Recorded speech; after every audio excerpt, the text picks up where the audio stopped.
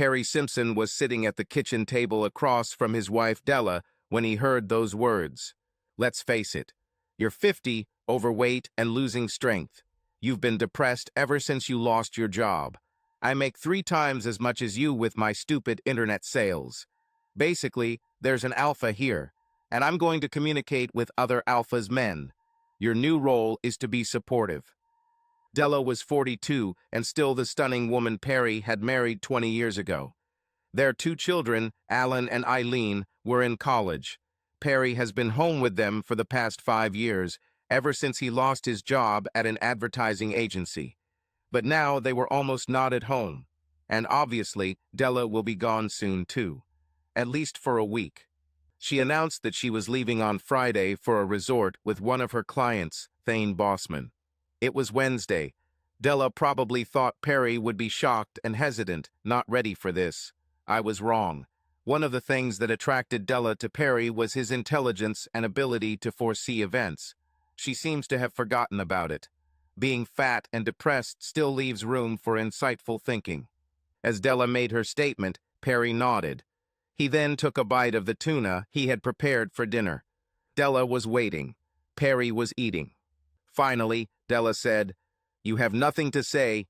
How pathetic you are, fat, pathetic coward." Perry finished eating.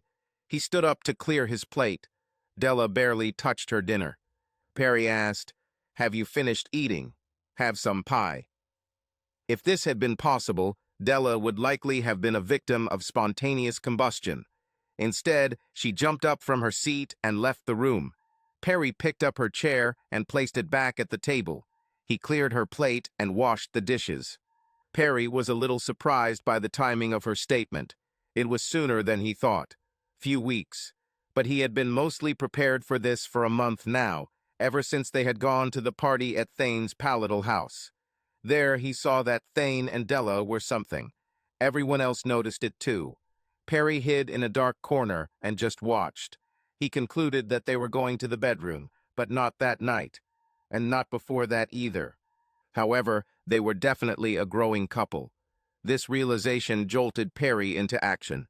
He took a close look at himself and his behavior lately. He was shocked. Perry was 5 feet 9 inches tall and now weighed 188 pounds, 30 pounds more than before he was fired. His hair was long and unkempt. His complexion was pale. He breathed heavily as he walked up the stairs. In short, Perry understood why Della was going to leave the marriage. But, other than some of her sarcasm, she made no attempt to talk to him about his problems or try to bring him back to his old self. The day after the party Sunday, Perry walked 4 miles, and 4 miles the next day too. He spent some time lifting dumbbells in his basement. Perry didn't have to spend a lot of time on his dumb business of e-commerce. Despite his depression, he was good at it. He had a talent for financial research, and he recently paid off. Della's idea of her income was far from reality. The money went to the bank account of his company, which he registered as a corporation. He knew he needed to change. After visiting Thane's palace, he began working on it. He did it for himself, but also to have hope of saving his marriage. He and Della raised a family and were close for a long time until he was fired. Everything went down slowly and now rapidly. He decided to make an effort with her. Now her statement showed that he had failed at this. Perry exerted himself physically, but only when Della wasn't there to see it. He thought she should notice. And if not, well, maybe someone else will notice. By the time Della performed, Perry had already lost 175 pounds, and some of that weight was muscle mass. But Della called him fat. She stopped looking at him. Della was furious at Perry's reaction to her plan to sleep with Thane. She expected him to beg her not to leave. But he didn't seem to care. This made her angry. She left and drove off in her big realtor SUV. As she drove, her anger turned into a brief flash of real sadness. What happened to her old husband? He became fat and emaciated. Della thought about her plan to sleep with Thane. She was looking forward to this. Thane was a former basketball player, 2 years in the NBA, but he was rich thanks to his rap music company. He started it while still playing. Sometimes he did the gigs himself, but the real money came from the guys he found. When the money started coming in, he hired real writers for his guys. Even more money started coming in. Della was looking for a suitable home for him with potential for a studio. But for Della, the main thing about Thane was that he was hot, pumped up and big, also smart and funny. And finally, he loved married white women like her. The thought of spending a week with him. He was 5 years younger than her. Plus, Della has been unhappy in her marriage ever since Perry lost his job. Instead of going out and finding a new one, he just sat at home, fiddling with the computer and eating too much. Yes, he was there for the kids when she was very busy with sales, but it seemed like he wasn't trying, and this disgusted her, and his plump body in bed. They had sex maybe 10 times in the last year. Meanwhile, the guys always looked after her. She sent them off. Then Thane came to the office, asking for help in finding a place to rent and buy. She gave him a 1,000-watt smile. He answered her the same way. But she turned him off for 6 weeks. She flirted and went to a party at the house she found for him. At the party, she and Thane were clearly attracted to each other. It was almost as if she was the owner. Still, she stayed away from him until she couldn't anymore. Until she convinced herself that she deserved Thane and his big, brown, exciting body. So, she agreed to a week at the Mid-Lake Resort, and she told Perry about the plan and got his unexpected reaction. Then, Latrell Johnson was a phenomenon in middle school and high school. He was also quite good at college basketball. During his sophomore year, he changed his name to Thane Bossman. Better name recognition, but really, from then on, he was just Thane. One name, like Shaq or Kareem. Only he was a defender, 6'3" and fast. He was also an object of desire. He had a boyish face and a killer smile. Luttrell grew up poor, and only his size, intelligence, and quickness allowed him to go to college. Otherwise, he would have been in prison, or worse, his older brother was dead. The youngest, Rodney, was in a wheelchair. His father was not around. He bought his mother a house in her hometown in Virginia, downstate. Luttrell was angry at the world. When he was in college, he saw how easy it was for white guys, most of them. They had an open path to success. They didn't have to struggle much, come under fire, or go to prison. They had women. This was one thing Latrell could take from them. It gave him deep satisfaction to do this. Sleeping with this lucky white guy's wife is better than he could do. Send her back to him. He's done this many times. Twice my husband wanted to watch.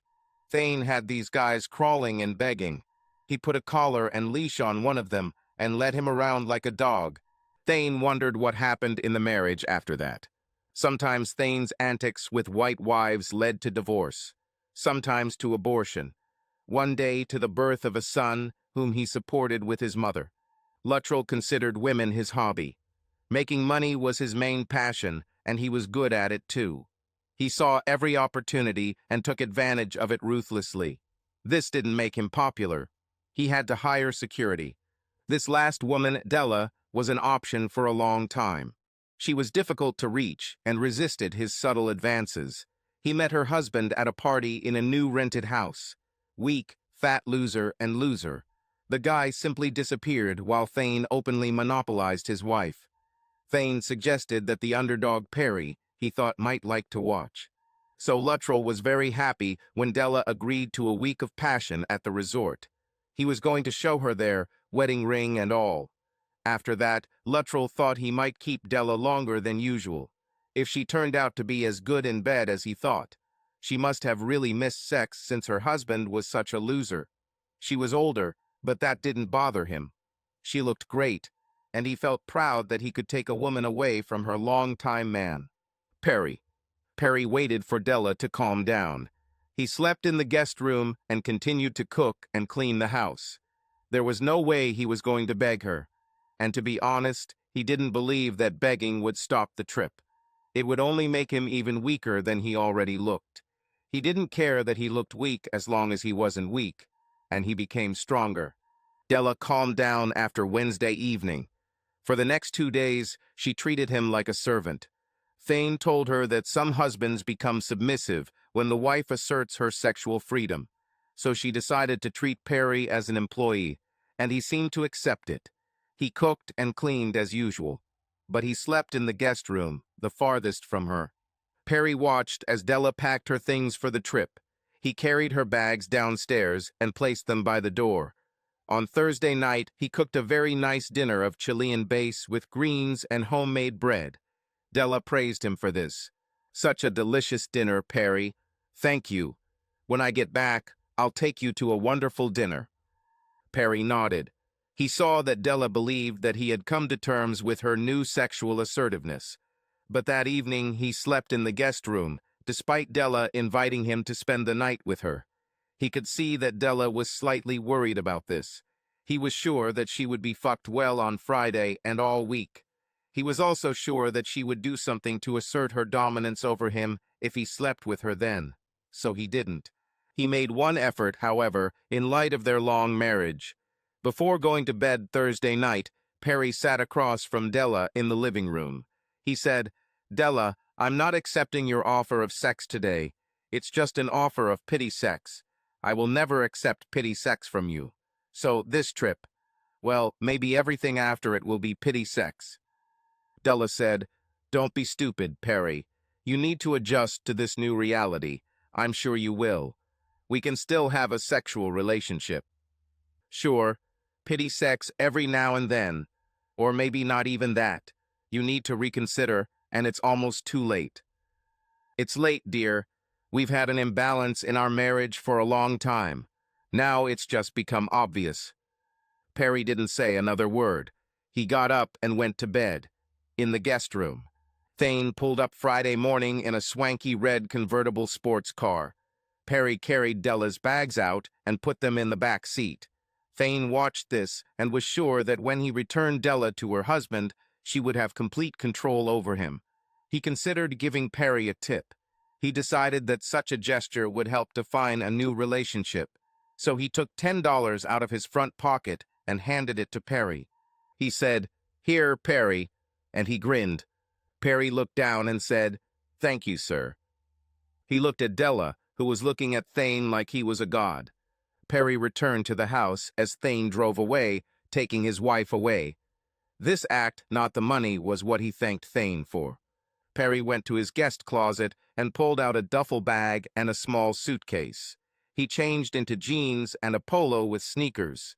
"I put on my Orioles baseball cap." He then walked out of the house, turned around, and threw the house key back into the mail slot. He left his wedding ring and Thane's $10 on the kitchen table. No note. He headed towards the nearest shopping center, where he left his new car. He waved to his nosy neighbor as he left. The new vehicle was a used Mercedes camper van.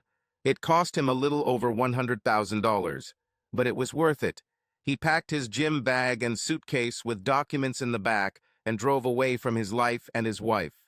He headed towards the state university, where his 2 children were studying. The drive took 2 hours, and he had lunch at a diner near campus. Salad. Then he changed his clothes and took a stroll around the large, pleasant central campus. Now he could run about 3 or 4 miles. Not very fast. His weight dropped to 170 pounds. Got a little more muscle, too. At 4 o'clock, he took out his old mobile phone and called the children. He told them that he was nearby and wanted to treat them to dinner. They both agreed, and he met them at 6:30 at a high-end Mexican restaurant 3 miles from their dorms. The van was parked around the corner. Alan and Eileen were both dressed smartly for the occasion, as was Perry. Both children were amazed at how good their father looked. Alan said, "Dad, you've lost weight. You've lost a lot of weight. What happened?" Eileen added, "Did your mom put you on a diet?" Perry said, "I'll explain everything. Let's sit down at the table." As they sat down and ordered margaritas, Perry said, "It's not that easy to say. Your mother is gone for a week with a new lover, a guy who calls himself Thane." Eileen was amazed. She said with some excitement, "You mean Thane, the music mogul? That Thane?" "Yes, asshole." "Oh, Dad, I mean, can you blame her?" Perry's response sounded completely emotionless. Yes. Alan said, I can blame her. How could she do this? Perry responded, well, I haven't been the best husband lately. More like a nanny with benefits. So I can blame her. And I also understand what she's doing. I won't forgive it, though. She hasn't made any attempt. Help. Drinks were brought. Eileen drank most of hers at once. Alan drank too. Perry just sat there. Eileen said, why can't you forgive? I mean, she cried quietly, but did not sob. You mean I'm an old fat guy, and he's young, sexy, and rich. So should I just accept it and deal with it? Alan said, no, but Dad, Thane probably won't keep her for long. And, just by looking at you, you're not the same as you were when we left. So you're suggesting I welcome her back? So what happens then? Eileen said, you would be better than before. You personally. But never better than him. Alan said, maybe not for pure sex, but she loves you and you love her. You know, she never tried to straighten me out when I was depressed. And then she just announced that she was now the alpha in the marriage, and I had to put up with her cheating on other alphas. Alan said, and that's not up for debate. No. The waitress came over and they ordered. The children took snacks and large dishes. Perry took the fish and vegetables. No dessert. Conversation was low-key during the meal. Perry then said, I have something to show you after dinner. They left the restaurant and Perry showed them his new toy. Both were clearly impressed. Alan studied the interior and Eileen looked under the hood. As a child, she loved to fix cars. Alan loved to cook. When they saw what he had, Alan asked, are you going to drive away with this? Yes, I have a new phone and a new email address. Please don't give them to your mother. I don't want to contact her. And I ask you not to discuss this day with her until she calls when she gets home. Alan asked, where are you going? Perry said, I'm going to Philadelphia for a baseball game. Then I'll head across the state to the Pittsburgh Pirates. After that, who knows? They said goodbye and Perry drove off to a nearby campsite. Alan drove Eileen back to campus. Neither of them was happy with the new family situation. Eventually, their anxiety brought them closer to each other. Perry took the battery out of his old phone and went to bed. The next morning, he connected to the internet and got down to business. Then he went to Philadelphia to watch Bryce Harper. Della. As Della left with Thane, she felt a little uneasy. She knew Perry and thought his submission might be an act. She thought about what he said about pity sex. This was more like what she might have expected from him, and indeed, he had a point. How could he hope to compete? She didn't mention this to Thane. Instead, she leaned over and kissed his cheek as he drove. She said, darling, when we arrive, I will kiss you from head to toe. Thane smiled and patted her hand. They moved on. Once Della and Thane checked into the resort and were in their room, Della proceeded to make good on her promise to kiss him from head to toe. Della and Thane stayed in bed until 7 in the evening. Della was in a state of sexual nirvana.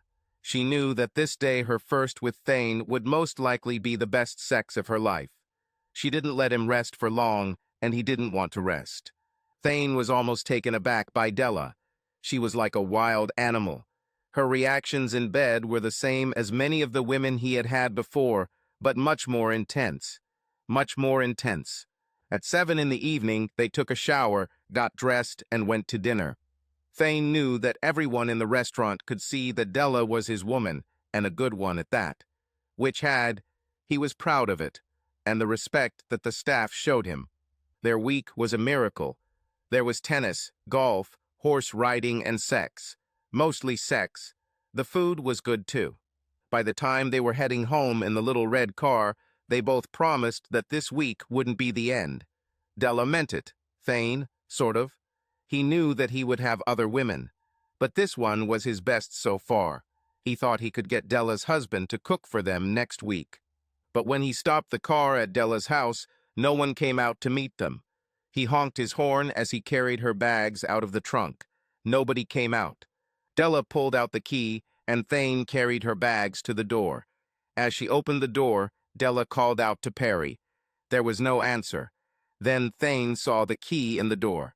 He pointed and said, "Look." Della saw and realized with horror what he was pointing at. She picked up the key and tried it in the lock, just to be sure. She already knew it was Perry's key, but when he turned around in the castle, Della fell to the floor.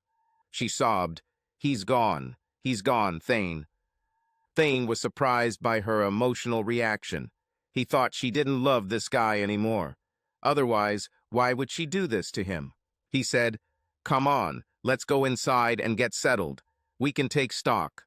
Let's see if he left a note or something." He picked her up from the floor. He looked around and saw his neighbor across the street, an elderly woman looking at them. Della and Thane searched the house for signs of where Perry might be. Della saw that his computer was missing, as well as some of his clothes. But his Camry was in the garage. Then she saw a wedding ring and money on the table. There was now no doubt what had happened. She went outside and saw Mrs. Flynn Carter from the house opposite. Thane walked over as Mrs. Carter and Della met at the mailbox. Della asked, "Do you know where Perry is?" "No. He left the house about an hour after you, and the guy left in the red car. He didn't come back.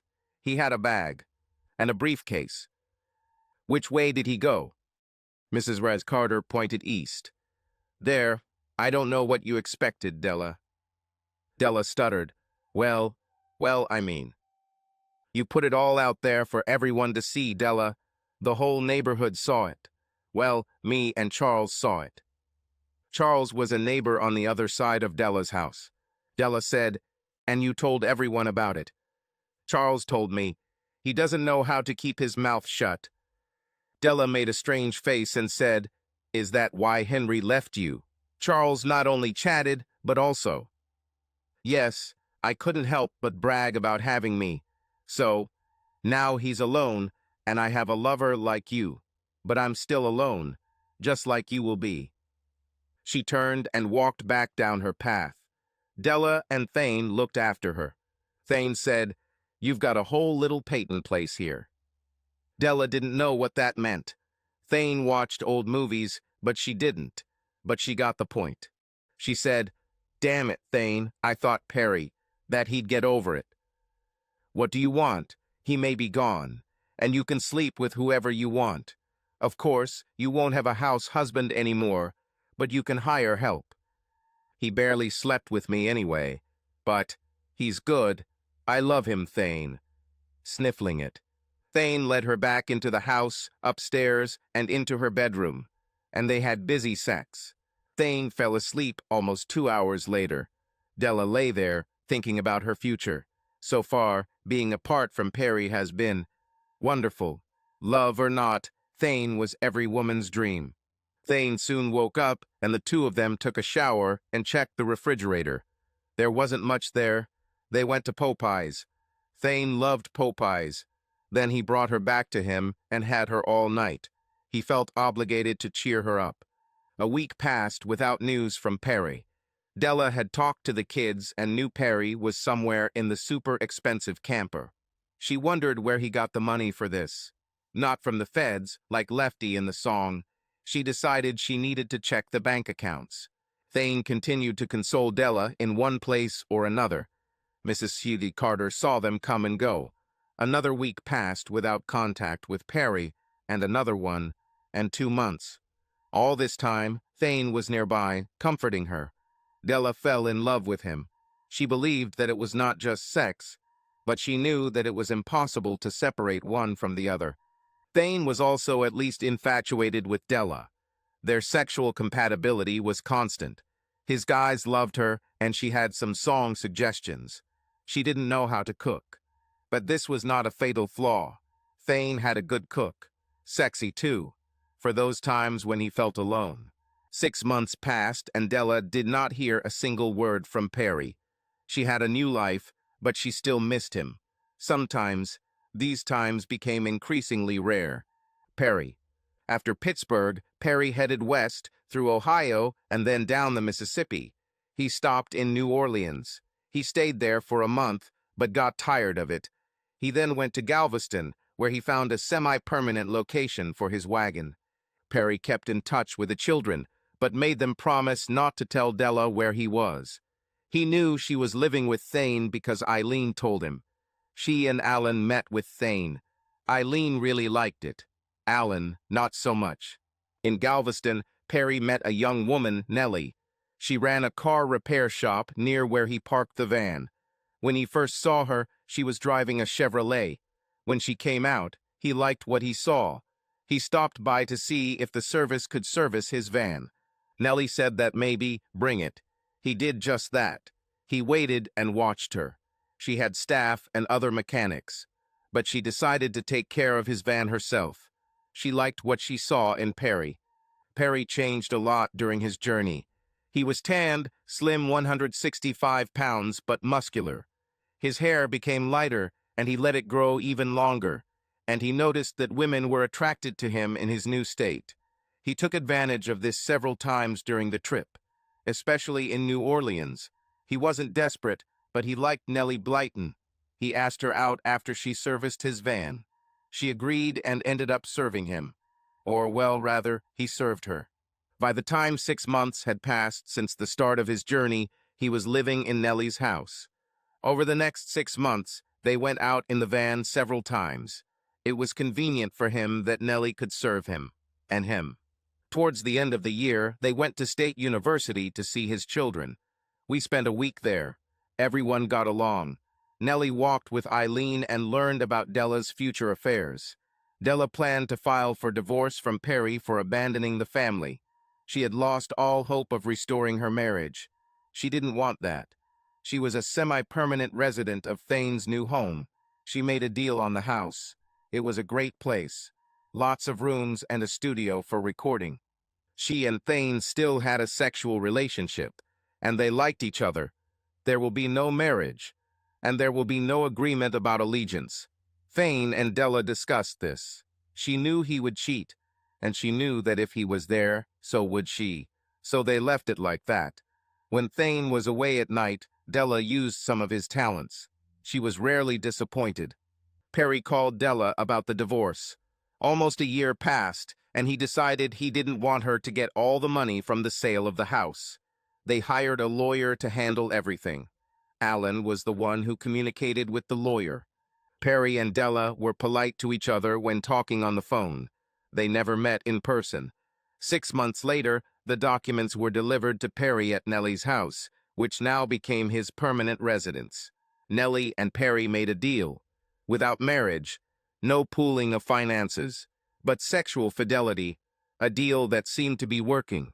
Nellie liked sex with Perry and vice versa. Perry remained lean and strong. Nellie remained beautiful when she put herself in order, and the van received excellent service too. But more than that, they got along. They liked the same films, basically, and they liked to read thrillers and detective stories. They talked, ran together, even lifted weights together. Alan's graduation was the first time the two ex-spouses saw each other since Della left with Thane. 2 years have passed since then. Nellie and Perry arrived in a van from Texas. They had a pleasant, leisurely ride. But Perry wasn't looking forward to meeting Della. As he understood, she would be accompanied by Thane. Eileen was delighted with this. This got Perry thinking. On the phone before the graduation trip, Perry warned Eileen not to get too involved with Thane. His straightforward opinion was, trouble happens to guys like these. You don't want to be involved in this. Remember that guy Biggie and Tupac.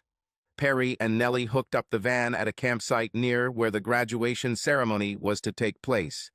Both Alan and Eileen saw the van and knew Nellie. Nellie was 38 and didn't need much to look fabulous once she got her act together. She was 5'6", 130 pounds and muscular from her job. But she had such a sweet, innocent face that people did not notice her strength. The first time Perry slept with her, he realized how strong she was. This caused him to gain some mass in the form of self-defense. He now weighed about 170 pounds and was very strong. He had long hair, lighter than before due to the Texas sun.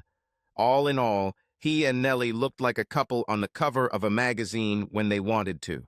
All of which explains why Della sat in her folding chair when she saw the couple at the graduation ceremony. Thane was there, and he didn't recognize Perry at all. Della, of course, found out. She planned to be polite to Perry, but cold. She and Thane talked about it. But when she saw Perry with a stunning woman on his arm, she immediately became angry.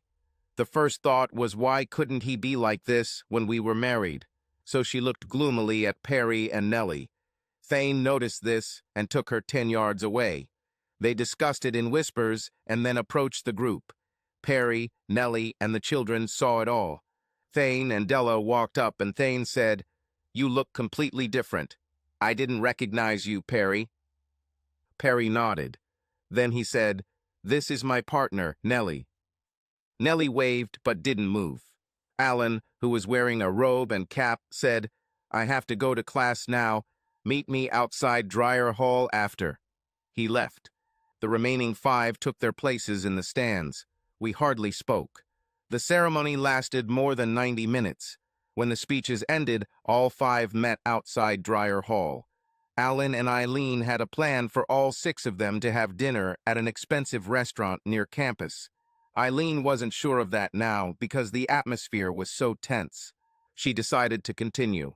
Alan took off his robe and everyone walked to the new location. But he thought that trouble might happen soon. His father was clearly tense and ready, and to his surprise, Nellie also seemed ready. When everyone was seated for dinner, Della and Perry did not exchange a word. Nellie also didn't talk to Della or Thane.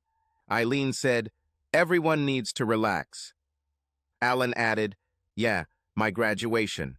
You have some things to figure out. But for now, well, let's cut some slack." Perry turned to his children. "Like what? I'm not going to make any friends here. I don't like lateral, and Della is way in my past." Della said, "Maybe if you had straightened yourself out when we were married, this wouldn't have happened." Thane said, "My name is no longer lateral." Perry said, "I don't like Thane either." Nellie simply watched all this, but she thought it was worth trying to achieve peace for Alan's sake. She said, "I agree with Alan and Eileen. So, hi Thane. Hi Della. I'm Nellie Blyton." She waved her hand. Thane smiled at her and said, "Hi." Della didn't smile. She said, "Okay, I don't have anything against you, Nellie." Eileen said, "That leaves my parents." Perry looked at Della. Della looked at Perry. Neither of them said a word. Thane said, Della, come on." Della lowered her head and said, "You look good, Perry. Maybe it's all for the best." Perry shook his head. "I did meet Nellie through all of this, and I have a van. But you and I will never be friends. Not with Thane either." Nellie hit him on the arm. She said, "No need for friendship. No malice." Perry growled, "Okay, I'll try." And dinner continued. Civilization has triumphed. However, neither parent spoke to the other. When they left the restaurant, Alan and Eileen went to a party, leaving the adults standing in the street outside the restaurant. Thane said, "Nice to meet you, Nellie, and to see you again, Perry. Della and I are going to a nightclub. You're invited, at my expense. Well, free for me." Perry laughed. "Which way are you going?" Thane pointed down the street. Perry took Nellie's hand and led her in the opposite direction. They walked around to where they had parked the van, got in, and drove off. As they hooked up the van for the night, Nellie said, "Perry, I understand your attitude. But, you know, holding on to these negative feelings too tightly is not good for you." "I can't help it. You know what I'd really like? To kick Lateral's ass and slap Della too." Thane looked strong. "You must not mess with him." "Oh, maybe not, but I can dream." Nellie looked at him strangely. She said, "Yes." Perry looked at her. He said, "Do you like him?" "I don't know him, but I can definitely understand what Della sees in him."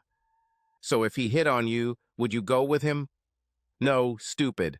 I would be left without you, but I want you. But suppose you didn't know either of us and could spend the night with one of us. Who would you spend it with? Nellie turned away and then said, with him. We said we'd be honest with each other. So, with him. Why? I mean, he's famous and all. I'm not. Nellie said, he's hot, he's big, and he's got a huge reputation. We need to change the subject. Perry fell silent. He said, okay, where are we going tomorrow? They went to Baltimore for the Orioles game. After the game, they had a great time on the campers' camp bed. Perry wondered if Nellie was thinking about Thane. He left it. As it turned out, it was that night, as they both believed, that Nellie became pregnant. She had a bad marriage in the past, and after that she never had a permanent partner with whom to raise a child. Now he was, and they were both so confident in each other that they decided to have a child while it was still possible. Perry thought 52 wasn't too old, and Nellie wanted to be a mother, so going to prom was also an experiment in fertility. It didn't take long. At the end of February of the following year, Mary Beth was born. They got married at the end of January with a strong prenuptial agreement. Alan and Eileen were delighted with the arrival of their half-sister. They both arrived in Galveston within a week. Perry allowed photographs to be taken, but made them promise to keep them away from Della and Thane. Nellie's advice about letting go of hostility had little effect. When Mary Beth was 1 year old, Thane and Della were returning from a trip to the Super Bowl. They went to a nightclub near their home. Thane ordered a limousine to pick them up at midnight. The driver opened the door for Della as Thane got into the back seat on the other side. Shots rang out from the sidewalk. Police later found 19 shell casings at the scene. Thane was dead before he hit the ground. The two shooters fled on stolen motorcycles. Della was wounded by 2 bullets in her right calf. She was rushed to the hospital, barely conscious. She spent 2 weeks there because both bones in her lower leg were broken. It took 3 months for her to be able to walk without assistance. She will probably always walk with a limp. While in hospital, Eileen and Alan visited her frequently. She had health insurance through a company, but no housing. She had been living in Thane's house since the divorce. She rented a 1-room apartment near her work. She wanted nothing more to do with the world of music. Della slacked off her house sales while living with Thane. Not completely, of course. Now she needed to get back to it. She found herself alone, essentially without money and driven by sales. One evening, taking into account her situation and finishing a bottle of wine, she realized that her affair with Thane had cost her a comfortable life and family. She mourned him, of course, but if she had to do it all over again, she knew that she would rather sell him the house and stay with Perry. Well, maybe having occasional sessions with Thane. But she should have done everything she could to get Perry back to mental and physical health. She knew that she had ruined her life with her own hands.